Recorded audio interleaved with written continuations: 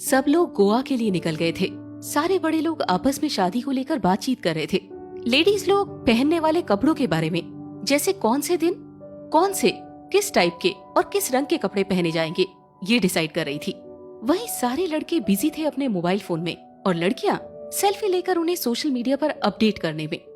कुछ ही देर में बस एक रेस्टोरेंट के सामने रुकी चाय नाश्ते के लिए। सब एक एक करके नीचे उतरे और इस बार भी बड़े लोग एक साथ बैठे और युवा अलग। रश्मि ने अविका को अपने बगल में बिठा लिया और धीरे से कहा, सामने चुड़ैल को देख रही हो ना? अविका ने अपने आसपास देखा और रश्मि को देखकर कहा, कौन सी चुड़ैल भाभी? मुझे तो नजर नहीं आ रही। रश्मि अपने सर पर हाथ मारते हुए बोली, हे भगवान, वो सामने बैठी है ना निशी, उसकी बात कर रही हूँ। अविका उसे हैरानी से देखते हुए बोली, वो तो बड़ी प्यारी है और खूबसूरत भी कितनी है। रश्मि ने कहा, वो बस शक्ल से ही खूबसूरत है। खैर वो छोड़ो, काम की बात सुनो। उसको देखो, उसकी नजर कहाँ है? अविका ने सामने बैठी निशी को देखा और उसकी नजर का पीछा करते हुए दूर खड़े कबीर पर जा पहुंची, जो कमर पर हाथ रखकर मिहिर विशाल से बात कर रहा था। कुछ पल के लिए तो अविका भी उसे देखने में ही खो गई। डार्क ग्रीन कलर की शर्ट में वो बेहद दिलकश लग रहा था। रश्मि ने उसे हल्का सा धक्का दिया तो अपने ख्यालों से बाहर आई। समझ गई ना मैं उसे चुड़ैल क्यों कह रही थी?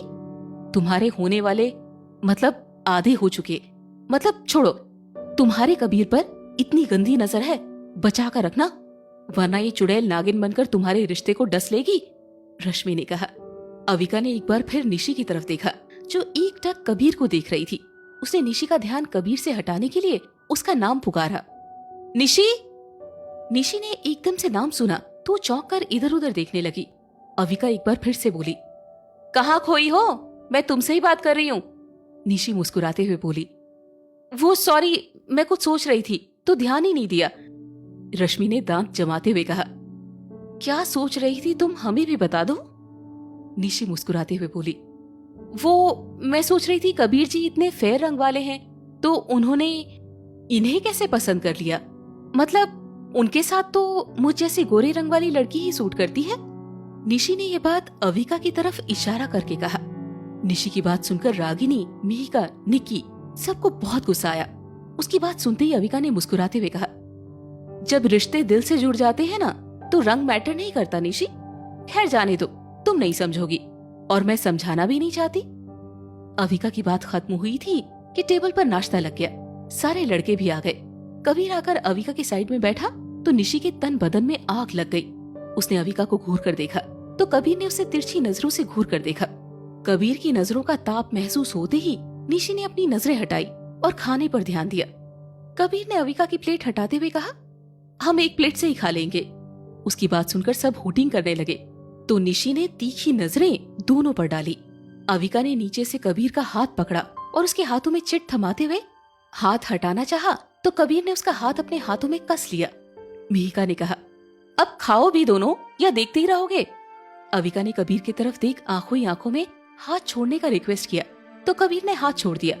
कबीर ने चिट जेब में डाली और नाश्ता करने लगा। नाश्ता कर चाय पीने के बाद एक बार फिर सब सफर के लिए बस में चढ़ने लगे। कबीर ने चिट निकालकर उसे खोला जिसमें बड़े बड़े अक्षरों में सॉरी लिखा हुआ था। कबीर ने अविका की तरफ देखा तो उसने अपने कान पकड़ लिए। कबीर उसे देखकर मुस्कुरा दिया। सब बस में चढ़े और इस बार रश्मि ने अविका को कबीर के पास बैठने के लिए कहा। रश्मि ने कहा, तुम अब कबीर के पास बैठो, एक दूसरे के साथ टाइम बिताओ। क्या पता शादी की रस्मों के चलते एक दूसरे से मिलने का, बात करने का मौका मिले ना मिले। अविका ने कहा, भाभी अभी नहीं, अभी सब जाग रहे हैं और सबके सामने ऐसे साथ में बैठना अच्छा नहीं लगेगा। ये तो मैंने सोचा ही नहीं, देखते हैं बाद में। और हाँ, इस चुड़ैल को कबीर के आसपास भी फटकने मत देना। रश्मि ने कहा। दोनों फिर अपनी जगह पर जाकर बैठ गई। सब बोर हो रहे थे तो प्रताप और सुमित ने आगे जाकर सबसे अंताक्षरी खेलने की बात की। रघुवीर जी ने कहा, अरे बेटा, आप बच्चे लोग खेलो ये गेम, हमारे बस का नहीं है। कबीर, पापा आप लोग भी शामिल होंगे तो मजा आएगा ना। आप लोग गाएंगे पुराने सॉन्ग और हम लोग नए। मिस्टर शर्मा, हाँ भाई मजा तो आएगा। तो आप बच्चे लोग एक साइड और हम लोग दूसरी। टीम बट गई थी। सबसे पहले रघुवीर जी ने ही शुरू किया। रघुवीर जी ने अपनी जगह से उठते हुए मीनू जी की तरफ हाथ बढ़ाया तो उन्होंने उनका हाथ थाम लिया। मैं शायर तो नहीं, मगर ऐ हंसी, जब से देखा मैंने तुझको, मुझको शायरी आ गई। ई से किसी को भी गाना याद नहीं आ रहा था, तो इधर से मीनू जी ने काउंटडाउन शुरू कर दिया। तभी निकी जोर से चिल्लाते हुए बोली, रुको रुको। अरे गाओ ना। प्रताप ने कहा। तभी निकी ने गाना शुरू किया, ईचक दाना बीचक दाना, दाने ऊपर दाना ईचक दाना। सब लोग एक साथ गाने लगे। छज्जे ऊपर लड़की नाचे, लड़का है दीवाना, ईचक दाना। नीलिमा जी ने गाना गाया, नीले नीले अंबर पर चांद जब आए, प्यार बरसाए हमको तरसाए, प्यास दिल की बुझा जाए।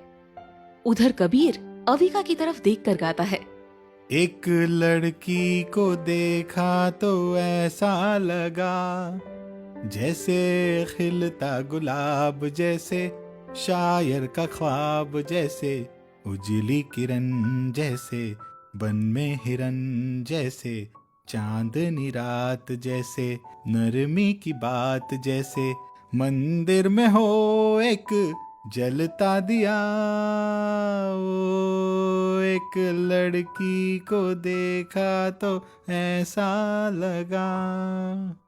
अविका की नजरें शर्म से झुक गईं। वहीं निशी का चेहरा गुस्से से लाल हुआ जा रहा था।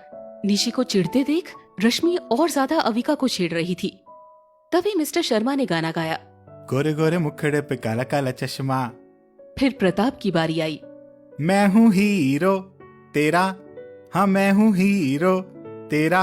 मिहिर के पापा ने गाना गाया, आपकी आंखों में कुछ महके हुए से राज हैं, आपकी आंखों में कुछ महके हुए से राज हैं। और विशाल ने गाया, हमको तुमसे प्यार है, जिया बेकरार है, आजा मेरी बुलबुल, तेरा इंतजार है। अंताक्षरी खेलते मस्ती करते धूप हो चली। 2 बजे के लगभग बस एक ढाबे पर रुकी, जहाँ सबने मुंह हाथ धोए और खाना ऑर्डर किया।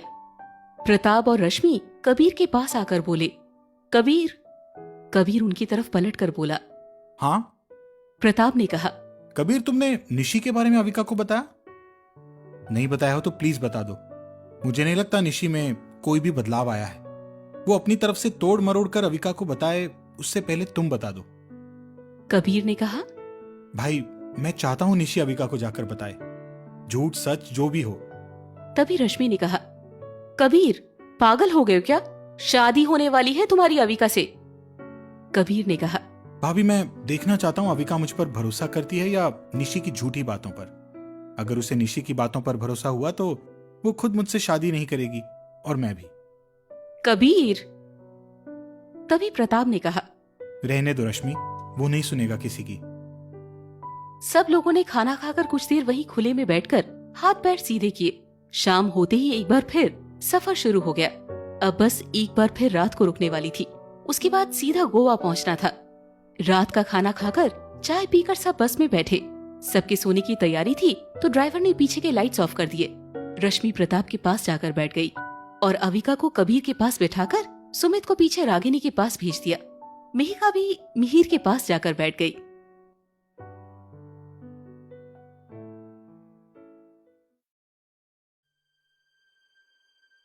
अविका कबीर के पास बैठी तो कबीर ने उसे खिड़की वाली साइड करते हुए उसके बगल में बैठ गया और कंबल दोनों के ऊपर फैला लिया।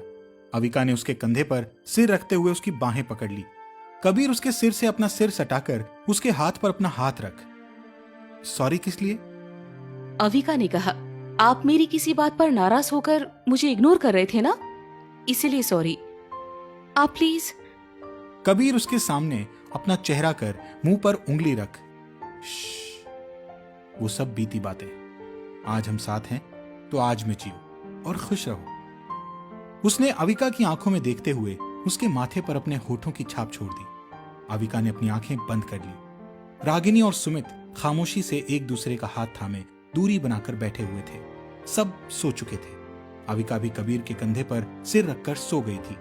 कबीर उसकी सांसों को अपनी गर्दन पर महसूस कर पा रहा था। उसने अपनी आंखें बंद कर ली और कुछ ही देर में उसे भी नींद आ ही गई। सुबह सबके उठने से पहले ही सब अपनी अपनी जगह पर जाकर बैठ गए और कुछ ही देर में सब गोवा पहुंचकर एक बड़ी सी हवेली के सामने थे। सब बस से उतर गए थे और सामान उतरवाने में लगे हुए थे। हवेली इतनी बड़ी थी कि किसी को भी फार्म हाउस जाने की जरूरत ही महसूस नहीं हुई।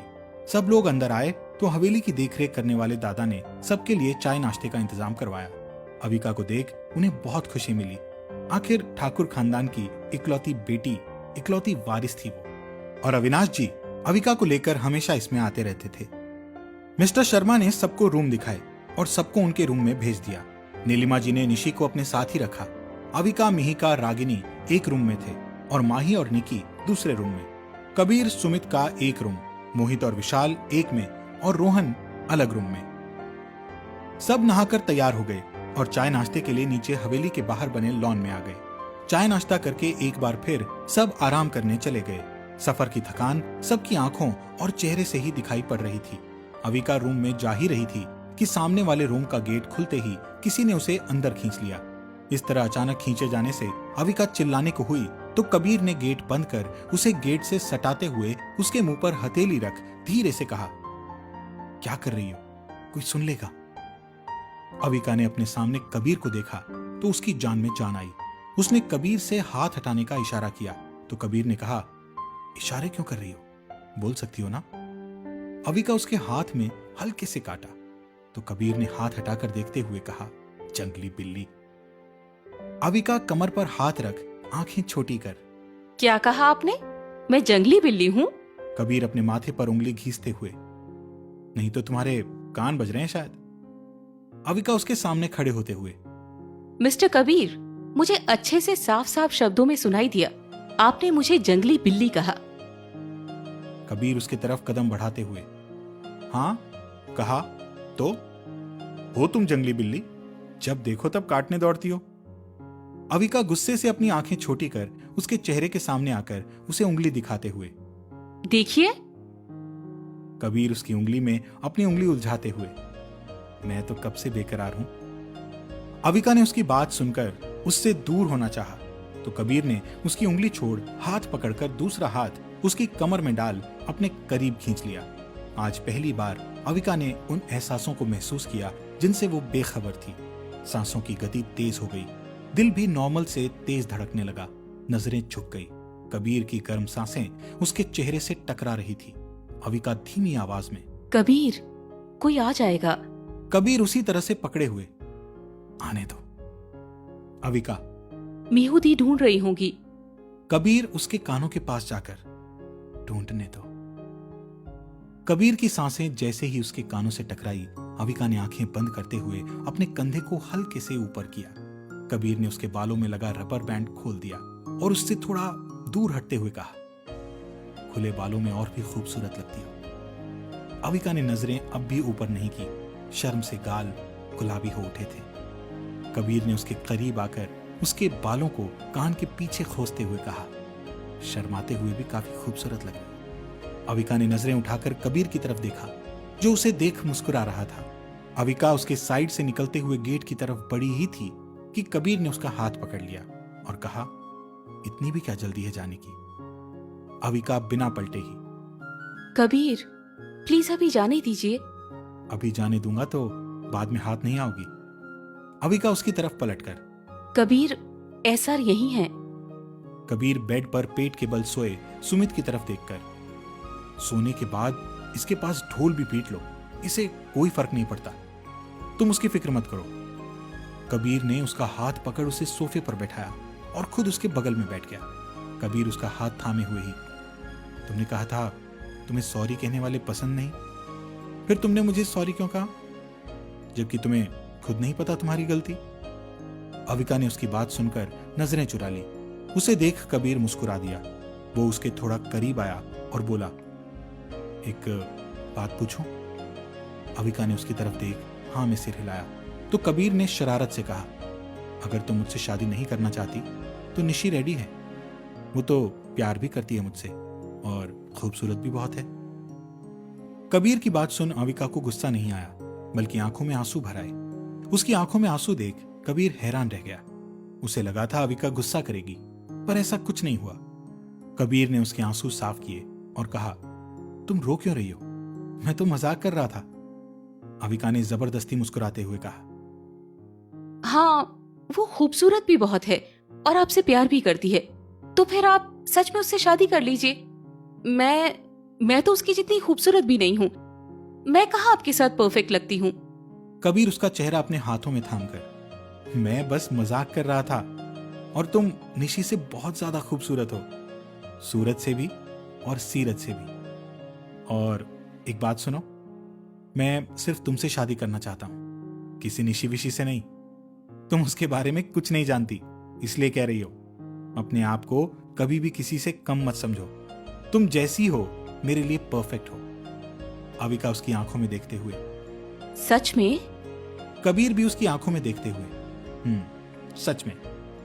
कबीर उसकी तरफ देखते हुए, कुछ सोचते हुए, वैसे 1 महीने से मैंने तुमसे बात नहीं की। तुमने मुझे मिस किया ना? तुम्हें फर्क पड़ा ना मेरे इग्नोर करने से? नहीं, बिल्कुल नहीं। मैं काम में इतना बिजी हो गई थी कि कुछ और सोचने का या आपको मिस करने का टाइम ही नहीं मिला। कबीर तिरछी नजरों से देखते हुए, सच में? हाँ, और क्या। कबीर उठते हुए, तो फिर अब हम शादी के बाद एक दूसरे को देखेंगे और बात करेंगे। अविका ने तेज आवाज में कहा। क्यों? कबीर अपने होठों पर उंगली रख, धीरे बोलो। अविका ने धीरे से कहा। क्यों? क्यों क्या? बाहर कोई सुन लेगा। अविका अपने सिर पर हाथ मारते हुए, हम एक दूसरे से बात क्यों नहीं करेंगे और क्यों नहीं मिलेंगे? कबीर अनजान बनते हुए, मैंने ऐसा कब कहा? अविका अपनी आईब्रोज खुजलाते हुए, यार कबीर। कबीर उसे छेड़ते हुए, मैं तुम्हारा यार नहीं हूं, आधा हो चुका और पूरा होने वाला हस्बैंड हूं। अविका मुंह बनाकर, कबीर, आप जानबूझकर ऐसा कर रहे हैं ना? है ना? आप ये सुनना चाहते हैं ना कि मैंने आपको मिस किया और मुझे फर्क पड़ता है आपके इग्नोर करने से? तो हाँ, किया। मैंने आपको मिस सुबह उठने से लेकर रात को सोने तक, चाय पीने के वक्त, नाश्ता करते वक्त, हर वक्त मिस किया। और मुझे फर्क पड़ता है, बहुत ज्यादा फर्क पड़ता है। जब आप मुझसे बात नहीं करते या अनदेखा करते हैं तो नहीं रह सकती मैं आपको देखे बिना, आपसे बात किए बिना, आपकी चाय के बिना। कबीर ने उसे खींचकर गले लगा लिया। अविका ने उसे कसकर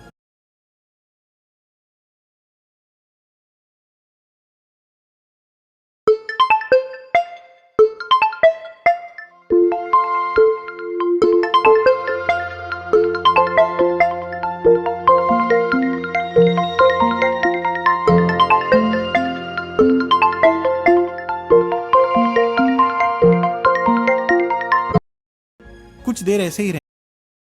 कबीर ने उसके माथे को चूमते हुए उसके दोनों गालों को चूम लिया और उसके होठों के करीब गया ही था कि अविका ने अपने होठों पर हाथ रख लिया।